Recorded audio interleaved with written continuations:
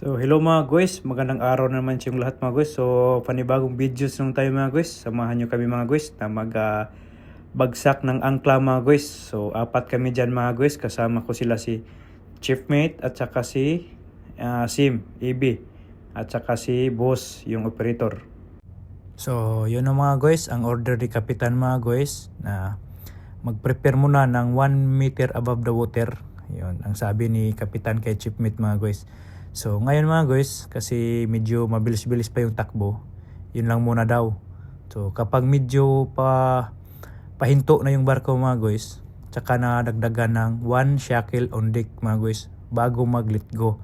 So yan yun ang style ni Kapitan mga guys. So yan yung sabi niya kay Chiefmate mga guys. So pag hinto ng kadena mga guys, pag abot ng 1 shackle on deck, i-disengage niya ni maestro, tsaka break on na lang.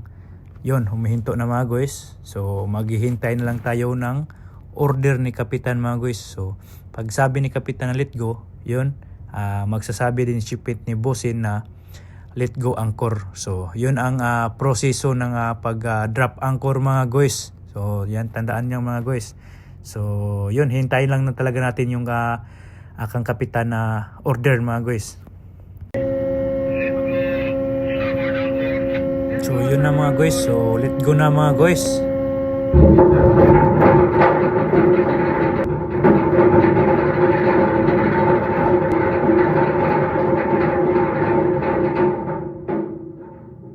So yun mga guys, so na-reach na natin yung 9 shackle on deck mga guys. Yun ang order ni Kapitan, ni Chiefmate na 9 shackle on deck lang. Tapos hold on, break on, and observe mga guys. So panahon na mga guys para mag-report mga guys.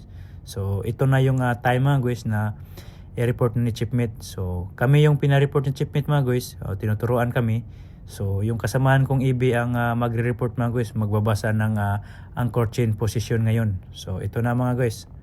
So ito na guys. So panahon na para mag-reading ng anchor chain position mga guys. So ngayon si Sim yung sinabihan ni Chiefmate na magbasa ng anchor chain position hanggang mag 12 o'clock mga guys.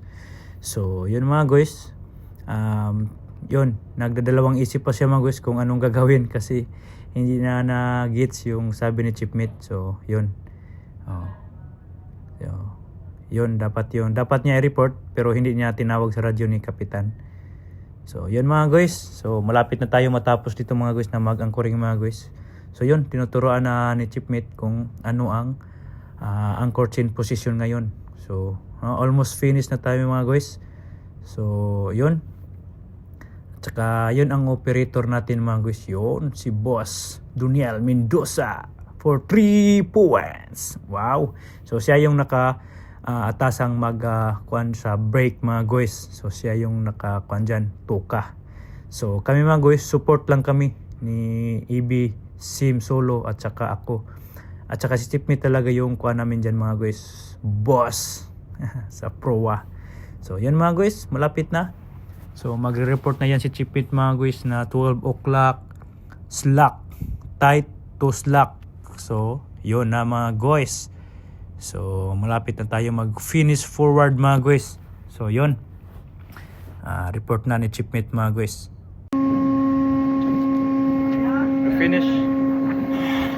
Finish mga guys. Finish anchoring mga guys. Bar on. Not yet Sam? Not yet? Wait ha. Your hands, keep your hands ha. Okay. Bar on, stopper on, break on. All right. Finish.